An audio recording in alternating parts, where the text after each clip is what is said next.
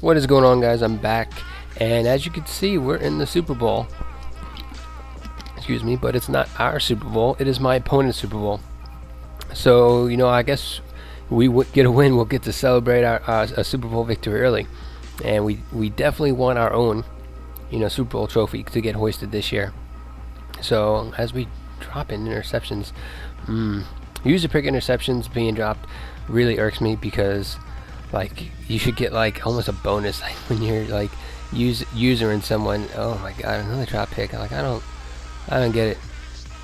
I don't know. We gotta find some way to get my guys with higher catching or something, because these drop picks are killing us. That's two that would have killed his first opening drive, and the one was on our side of the field, or on his side of the field. Excuse me. So anyway, he's doing an alright job. He's rerouting, so we know he's a veteran player. He knows what he's doing, but he does a great job getting this screen here, making it fourth and manageable, and we get the sack. No, we can't hold on to it, damn it. So anyway, he does another reroute, does a nice job getting the ball underneath, and he gets his first down. So had a couple chances to end his drive. That's like the third or fourth I think I've seen so far. He can't complete this slant, thank God, because pretty much had it. Just great coverage by Richard Sherman, and again a great play by Richard Sherman. He doesn't get off that block by I think Mike Evans. Then we're kind of asked out, because he definitely had the edge to our Matt Forte. But anyway, we're able to stop him just short of the goal line here with I don't know who his running back, LaRon McLean, I think that was who he threw it out to. But anyway, so he takes his field goal. Surprised a little bit because it was only 1 yard, and he's got Cam Newton. Figure a quarterback sneak with Cam Newton is like an automatic touchdown, but I guess he's been stuffed on it, as we are not stuffed this time with Mike Vick. If you leave this much running lane and you have a mobile quarterback, the person's gonna take it, as he drops like 9 in the coverage here. Jesus, definitely going to max coverages here. He actually sends heat, and I guess it was too much heat because he gets a roughing the passer call. And that's not the CPU, that's definitely the user. I mean, that's the only way I've ever seen that called. So bad job on his part. Anyway, we're going to take these underneath routes if he's going to leave it open. I know they're not the best yardage, but they're very nice this year. The drags, there's certain routes that are real nice. I probably maybe could have gone to RB, but I decided to try that out route, and some reason Mike Vick can't hit a simple out route. So I guarantee you Mike Vick will be on the 187s next year. I will play pretty much anyone else but Mike Vick next year.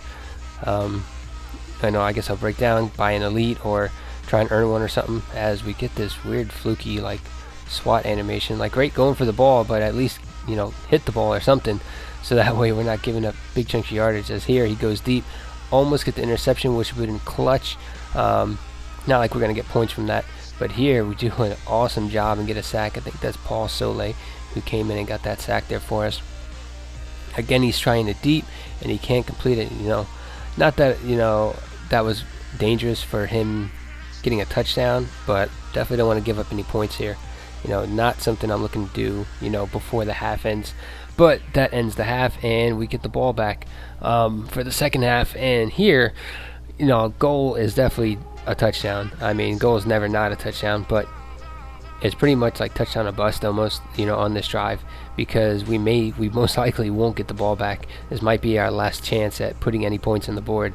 Not that he was clocking us, but he was moving the ball efficiently, and he was chewing up some time without really trying to chew up time. As does a nice job bottling up this screen, but he gets another late hit penalty. So we move down the field, and we're fairly close to field goal range. Another first down, we're in field goal range.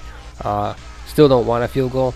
I mean, I'll take it if we have to, but man, this option game, I don't know if leave it in the comments and let me know if you guys are able to get this option game running, as somehow I'm not able to break this off with Mike Vick. Interesting. So I go for it on fourth down. I'd rather give it to him in a short field and hopefully get the ball back, but he gets another roughing the passer penalty, but it didn't matter. We were going to get the first down anyway. Here we run with Stephen Ridley, and I'm guessing just Spiller was tired. If that was Spiller, he definitely would have been able to run it in, and rather than take a big hit, I dive, and next play we get a touchdown. So now we're in the fourth quarter, looking great right now. pretty much based off of his play, I don't think he'll go for 2. So worst case scenario, you know, he gets a touchdown, an extra point, and we go into overtime, which shouldn't be too bad. Hopefully we get the ball first, but goal is definitely to stop him on this drive, as the Coward almost comes up with a clutch interception. Could have sealed the game there for the most part. Here he can't get this 4th down converted, so we get the ball back.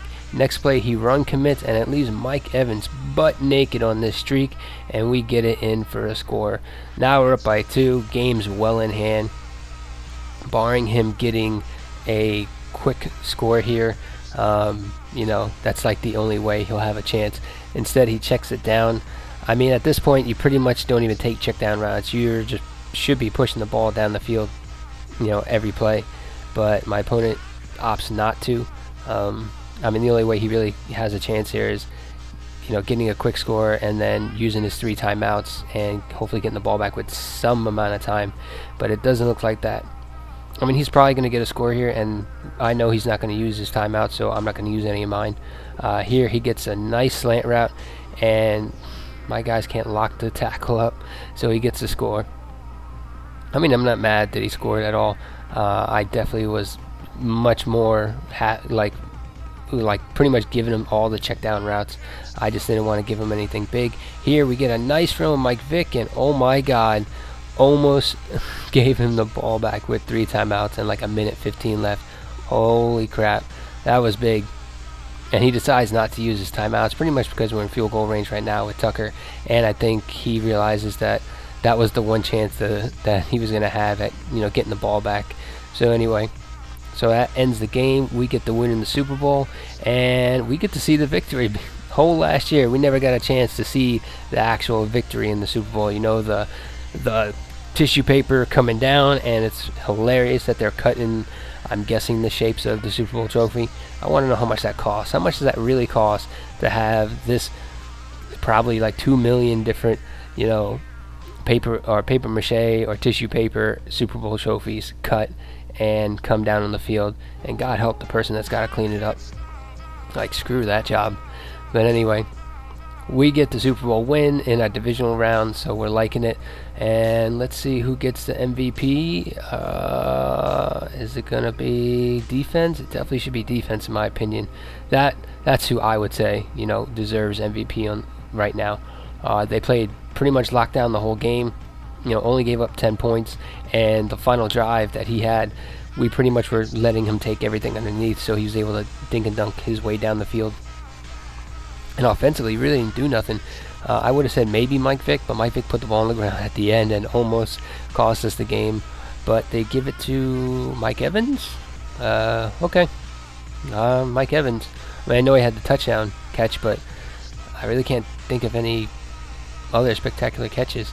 As you know, Ron Rivera is hoisting the Vince Lombardi trophy. Oh boy, that might actually happen next year, but this will not happen. I really doubt Mike Vick will hoist the Lombardi trophy, at least while he's on the Jets, and probably not for the rest of his career. You know, nothing against him, but it's just, I don't see it.